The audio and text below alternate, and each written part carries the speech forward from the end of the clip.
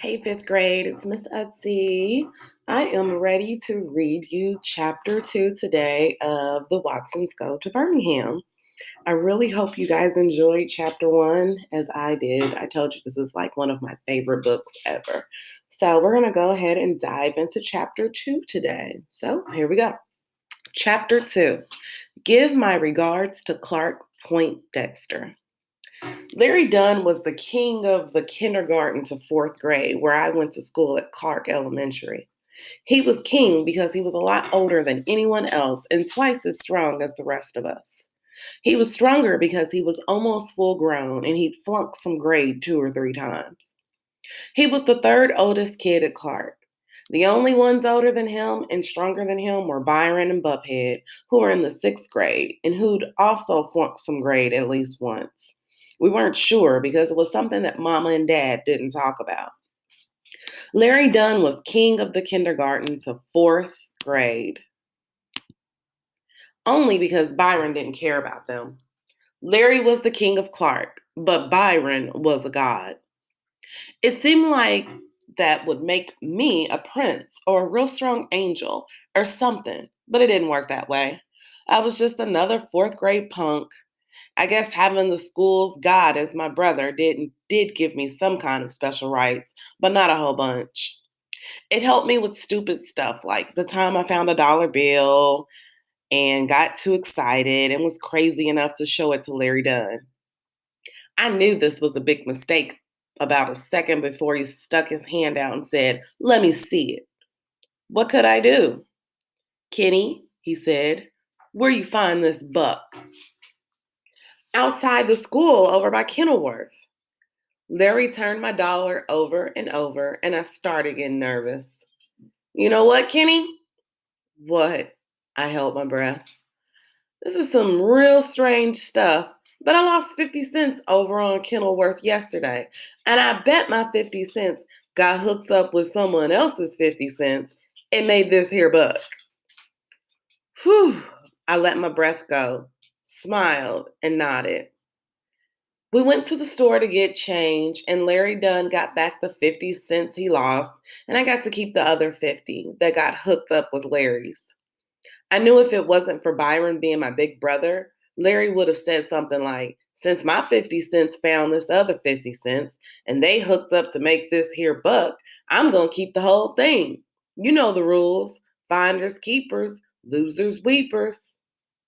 Having the school's guide as my relative helped in some other ways too. I had 2 things wrong with me that would have gotten me beat up and teased a lot more than I did if it hadn't been for Bye. The first thing was because I love to read. People thought I was real smart, teachers especially. Teachers started treating me different than other kids when I was in the 1st grade. At first, I thought it was cool for them to think I was smart, but then I found out it made me enemies with some of the other kids. Back when I was in 2nd grade, Miss Henry used to take me to different classrooms and have me read stuff out of the Bible or the newspaper in front of other kids. This was a lot of fun until I started looking up from what I was reading and noticed that while Miss Henry and the other teachers were smiling a mile a minute, all the kids had their faces twisted up or were looking at me like I was a 6-legged dog. 2 years ago, Miss Henry took me to Mr. Alum's 5th grade class. Mr. Alums was the toughest teacher in the school, and just being in front of him was kind of scary. He looked down at me and said, "Good morning, Mr. Watson. I hope you are in good form today." I just nodded at him because I wasn't sure what he meant. "Don't be nervous, Kenny," Miss Henry said. "Mr. Alums would like you to read a few passages from Langston Hughes." She handed me a book and said, "You wait here while we introduce you to the class." Man, some of the time I wished I was as smart as these teachers thought I was, because if I had been, I would have dropped that book and run all the way home. If I'd been smart enough to figure out what was going to happen next, I would have never gone into that room. I stood in the hall looking at the stuff they wanted me to read while Mr. Alums told his class, "All right, I have a special treat for you today. I often told you that us Negroes, The world is many times a hostile place for us. I saw Mr. Alums walking back and forth, whacking a yardstick in his hand. I've pointed out time and time again how vital it is that one be able to read well. I've stressed on numerous occasions the importance of being familiar and comfortable with literature. Today, Ms. Henry and I would like to give you a demonstration of your own possibilities in this regard. I want you to carefully note how advanced the second grade student is.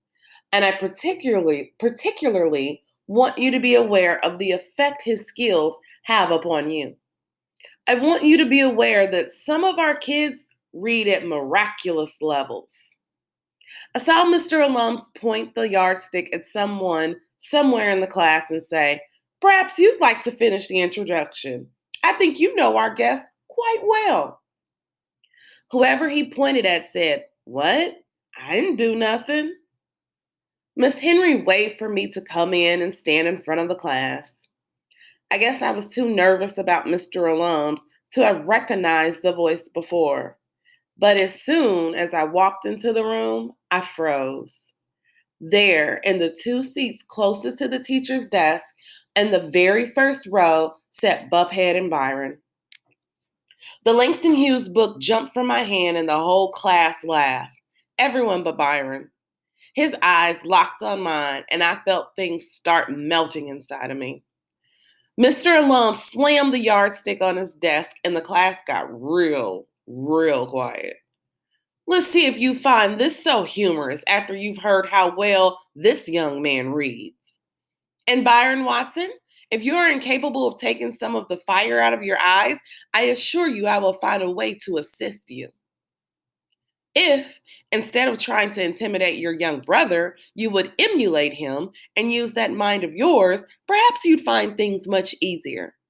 Perhaps you wouldn't be making another appearance in the fifth grade next year. Now, would you, Byron got one more dirty look in at me, then looked down at his desk.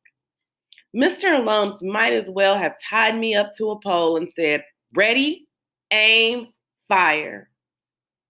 I read through the Langston Hughes stuff real quick, but that was a mistake. Miss Henry said, "Slow down some, Kenneth." And then she took the book from me and handed it back upside down. She had a great big smile when she told Mr. Alums, "When he goes too fast, this slows him down a bit." I read some more with the book upside down and got some real strange looks from the fifth graders. Finally, they let me quit. Mr. Alum stood up and clapped his hands, and a couple of the old kids did too. Byron never looked at me the whole time, but Buphead was giving me enough dirty looks for both of them. "Bravo! Outstanding, Mr. Watson. Your future is unlimited. Bravo." All I could do was try to figure out how to get home alive. I didn't even get out of the schoolyard before Byron and Buphead caught up to me. A little crowd bunched up around us, and everyone was real excited because they knew I was about to get jacked up. Buphead said, "Here that little egghead punk is." "Leave the little clown alone," Byron said. "It's a crying shame, taking him around like a circus freak." He punched me kind of soft in the arm and said, "At least you ought to make them pay for you doing that mess." If it was me, they'd be coming out their pockets with some folding money every time they took me around. I couldn't believe it. I think Byron was proud of me. When everybody saw Byron wasn't going to do anything to me for being smart, they all decided that they better not do anything either. I still got called egghead or Poindexter or professor some of the time, but that wasn't bad compared to what could have happened. The other thing that people would have teased me a lot more about if it hadn't been for Byron was my eye. Mama said it wasn't important, that I was a real handsome little boy. But ever since I've been born, one of my eyeballs has been kind of lazy. That means instead of looking where I tell it to look, it wanted to rest in the corner of my eye next to my nose. I've done lots of things to make it better, but none of them work. I'd done exercises where I had to look that way, then this way, then that way, up and down and up. But when I went to look in the mirror, the eye still went back in its corner. I'd worn a patch on my other eye to make the lazy one work, but that didn't do anything either. It was fun to play like I was a pirate for a while, but that got boring. Finally, Byron gave me some good advice. He noticed that when I talked to people, I squinched my lazy eye kind of shut, or that I put my hand on my face to cover it. I only did this because it got hard to talk to someone when they were staring at your eye instead of listening to what you had to say. Look, man, he told me, if you don't want people to look at your messed up eye, you just got to do this. Byron made me stand still and look straight ahead. Then he stood on my side and told me to look at him. I turned my head to look. Nah, man, keep your head straight and look at me sideways. I did it. See? You ain't cockeyed no more. Your eyes as straight as an arrow now. I went to the bathroom, stood on the toilet, and leaned over to look in the mirror sideways. And Byron was right. I couldn't help smiling. Mama was right too. I was kind of handsome little guy when I looked at myself sideways and both eyes were pointing in the same direction. Even though my older brother was Clark Elementary School's God, that didn't mean I never got teased or beat up at all. I still had to fight a lot and still got called Cockeye Kenny. And I still had people stare at my eye. And I still had to watch when they made their eyes go cross when they were teasing me. It seemed like one of these things happened to me every day. But if it hadn't been for Byron, I knew they'd have happened a whole lot more. That's why I was kind of nervous about what was going to happen if Byron ever got out of sixth grade and went to junior high school before I caught up to him. That's why I was going to send off for that book, Learn Karate in 3 Weeks, that was in the back of my comic books. The worst part about being teased was riding the school bus on those mornings when Byron and Bubhead decided they were going to skip school. We'd be standing on the corner waiting for the bus. Byron, Bubhead, and all the other old thugs in one bunch. Larry Dunn, Banky, and all the other young thugs in another bunch. The regular kids like Joetta in a third bunch, and me off to the side by myself. When we saw the bus about 3 blocks away, we all got in the line. Old thugs, young thugs, regular kids, then me. It wasn't until the bus stopped and the door opened that I knew whether Bai and Bubhead were going. I hated when Bai walked past and said, "Give my regards to Clark, Poindexter." Some of the time, those words were like a signal for the other kids to jump on me. But the day I stopped hating the bus so much began with those same words. We were all lined up. "Give my regards to Clark, Poindexter," Bai said, and disappeared around the bus's back. I got on the bus and took the seat right behind the driver. The days Bai rode, I would sit in a few rows from him in the back. On the other days, the driver was the most protection. The bus drove down into public housing, and after everyone was picked up, we headed toward Clark. But today, the bus driver did something he never done before. He noticed 2 kids running up late, and he stopped to let them get on. Every other time someone was late, he'd just laugh at them and tell the rest of us, "This is the only way you little punks is going to learn to be punctual. I hope that fool has a pleasant walk to school." Then, no matter how hard the late kid banged on the side of the bus, the driver would just take off, laughing out the window. That was part 1 of my miracle. That let me know something special was going to happen. As soon as the doors of the bus swung open and 2 strange new boys got on, part 2 of my miracle happened. Every once in a while, Mama would make me go to Sunday school with Joey. Even though it was just a bunch of singing and coloring books and listening to Mrs. Davison, I had learned one thing. I learned about getting saved. I learned how someone could come to you when you were feeling real bad and could take all of your problems away and make you feel better. I learned that the person who saved you, your personal savior, was sent by God to protect you and to help you out. When the bigger one of the two boys who got on the bus late said to the driver in a real down south accent, "Thank you for stopping, sir," I knew right away. I knew that God had finally gotten sick of me being teased and picked on all the time. As I looked at this new boy with the great big smile and the jacket with holes in the sleeves and the raggedy tennis shoes and the tore up blue jeans, I knew who he was. Maybe he didn't live a million years ago, and maybe he didn't have a beard and long hair, and maybe he wasn't born under a star, but I knew anyway. I knew God had finally sent me some help. I knew God had finally sent me my personal savior. As soon as the boy thanked the driver in the real polite, real country way, I jerked around in my seat to see what the other kids were going to do to him.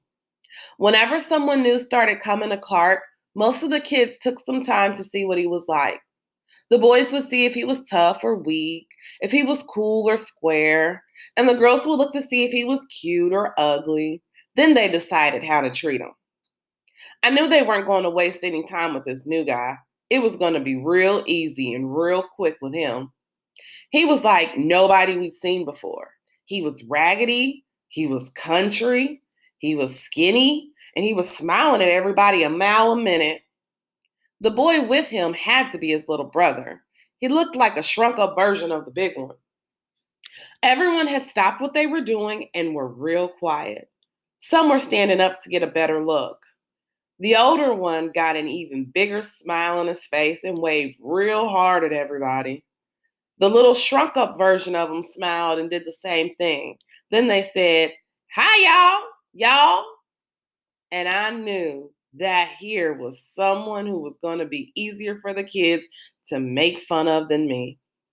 Most of the kids were just staring. Then Larry Dunn said, "Lord, today, look at the nappy headed, down home, country corn flake. The cat done drugged up from Mississippi, y'all." About a million fingers pointed at the new kids, and a million laughs almost knocked them over. Larry Dunn threw an apple core from the back of the bus, and the new kid got his hand up just in time to block it from hitting him in the face. Little bits of apple exploded all over the kid, his brother, and me. The other kids went wild, laughing and saying to each other, "Hiya, y'all!" The bus driver jumped out of his seat and stood between the new kid and Larry Dunn. You see? You see how you kids is? This boy shows some manners and some respect, and y'all want to attack him. That's why nan one of y'all's ever gonna be nothing. The bus driver was really mad. "Larry Dunn, you better sit your ass down and cut this mess out. I know you don't want to start panning on folks, do you? Not with what I know about your mama." Someone said, "Ooh," and Larry sat down. The bus was real quiet. We'd never seen the driver get this mad before. He pushed the two new kids into the same seat as me and told them, "Don't you pay no mind to them little fools. They ain't happy lest they dragging someone down." Then he had to add, "Y'all just sit next to Poindexter. He don't bother no one." I sat there and looked at them sideways. I didn't say anything to them, and they didn't say anything to me. But I was kind of surprised that God would send a savior to me in such raggedy clothes. All right, fifth grade. That is the end of chapter 2. We will start chapter 3 tomorrow, the world's greatest dinosaur war ever. I hope you enjoyed your read aloud today in chapter 2, and I'll see you guys tomorrow. Bye.